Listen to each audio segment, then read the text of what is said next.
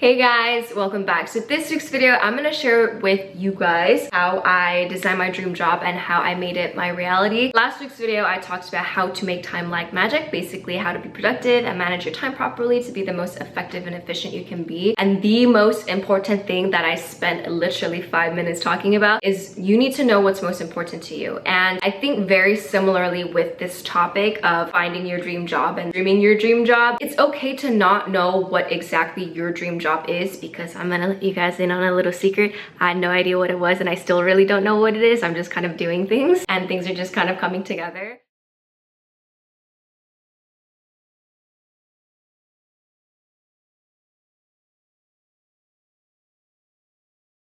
So the first thing will be knowing your North Star, knowing your why. What is your purpose? What is your cause? What is your belief? What is the thing that you wouldn't mind working for? What is the thing that you wouldn't mind pouring your heart and your soul into? Even though I had no idea what I wanted to do after I graduated, and I still kind of don't really know what I want to do, even though I'm doing things, I knew very definitely what I didn't want to do. And what I didn't want to do was I didn't want to chase after money. I didn't want to chase after status. It's like that quote from Steve Jobs, being the richest man in the cemetery doesn't mean anything to me. Going to bed at night saying we've done something wonderful, that's what matters to me. And so that was the first thing that I knew I didn't want to do. I knew I didn't want to slave away for money, and I knew I didn't want to slave away for status, because all of that would have been like, it's all empty. All of that is all temporary. And I also knew that I didn't want to work a defined 9-to-5 job, because that's kind of how I lived my high school and my college years. I played so hard over the weekend and I was so miserable during the week, just like waiting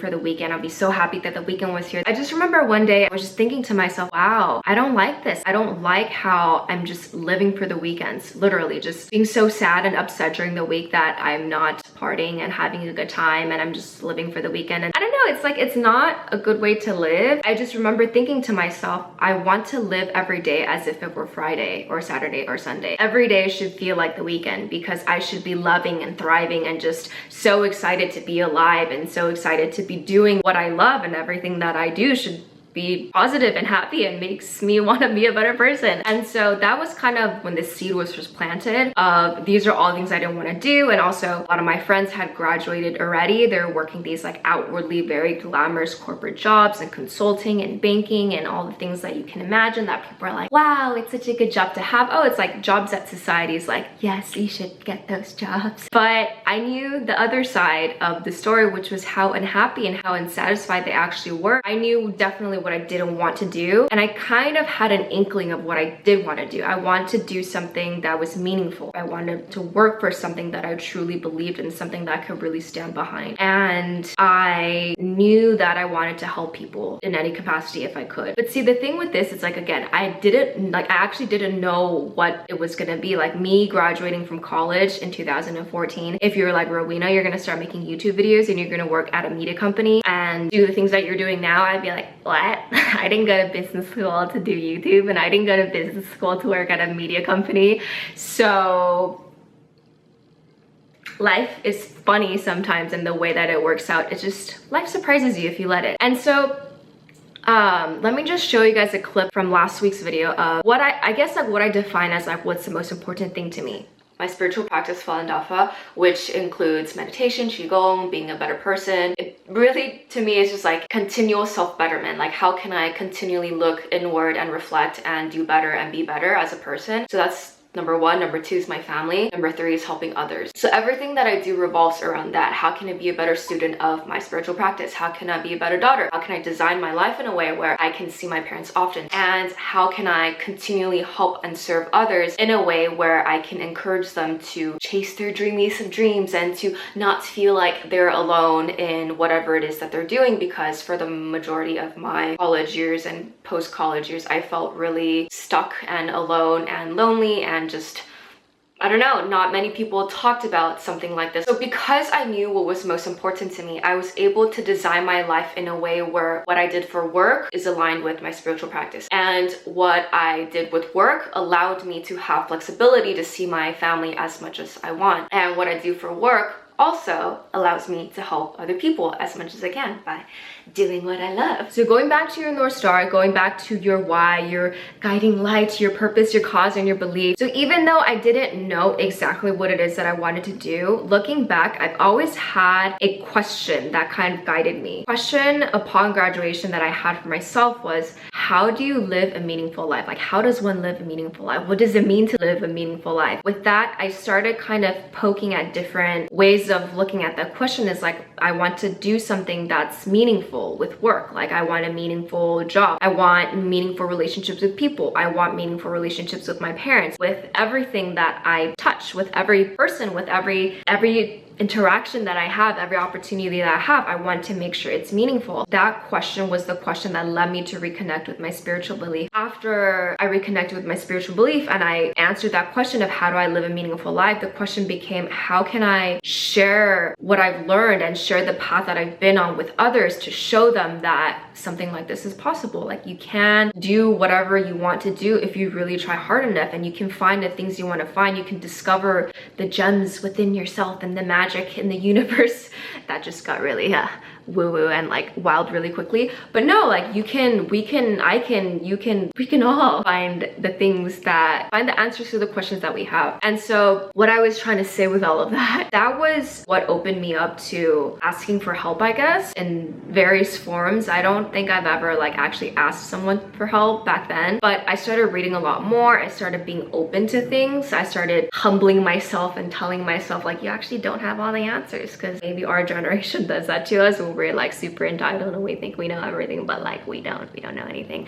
And so with that, it was what helped me really find my path of how my spiritual life and my work life and my personal life just kind of all came together. So I talk about this in detail in the How I Found My Life Purpose video. So I'll just give you guys like a really quick summary. So the nonprofit media company that I work at is Epoch Times, or NTD TV. NTD TV is like the networking broadcasting section where YouTube falls under. And I mentioned in the previous video, I'm going to be hosting and helping out a lot more on this channel called Beauty Within. You guys should subscribe. There's already a video of me talking about how I detox. I'm kind of awkward in the beginning because, I don't know, I can be kind of awkward sometimes, but yeah, it's a good video. You should check it out. So NTD TV and the Epoch Times was founded by Chinese immigrants. They were there during the Tiananmen Square massacre. They're students at that time. So when they came to the States, they're really shocked to find that a lot of Chinese newspapers here were still regurgitating propaganda from China.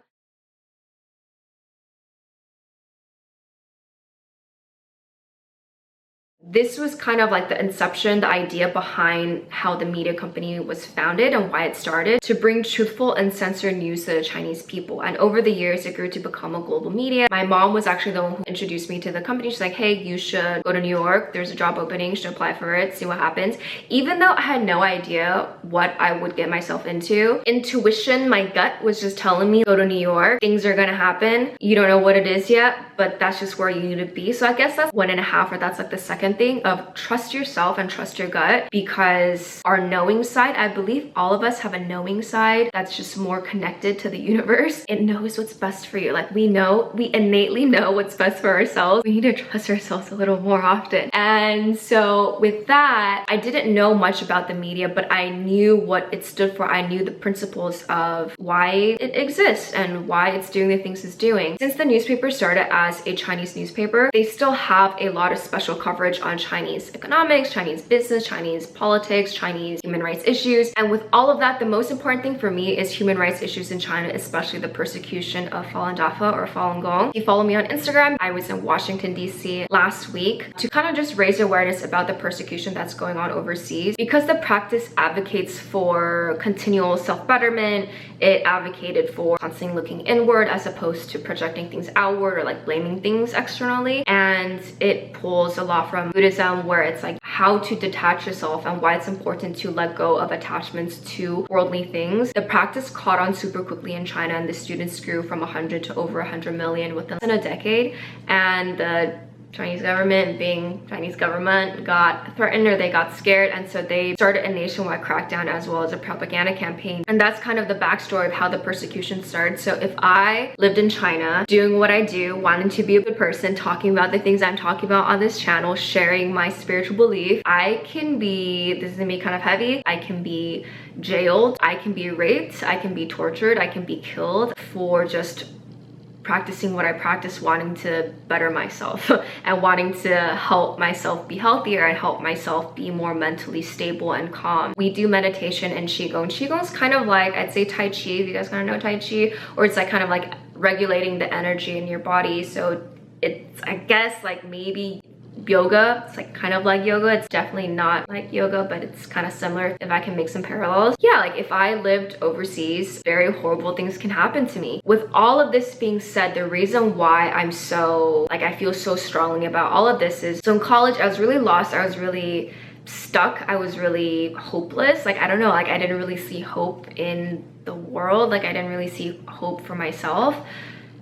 Fallen Dafu was really what gave me hope and what gave me purpose as to like, okay, this is what it means to be a good person, this is how to be a good person, and this is your purpose in life, this is your mission, is to help other people realize that if you really want to find your thing, you can find it. And I know that my story is very personal to me and you guys may resonate with certain things and you guys may not with others, but what I'm really trying to get across is that if you really want to find something, if you really work hard at it, and if you persevere and if you continue, if you trust yourself, if you follow that North Star, you'll be able to find your thing. You'll be able to find your Fallen Dafu. You'll be able to find your NTD TV Epic Times. You'll be able to find your career on YouTube. So how all of that comes together, I'm sorry, this video is kind of very fragmented. I'm just kind of going off the top of my head.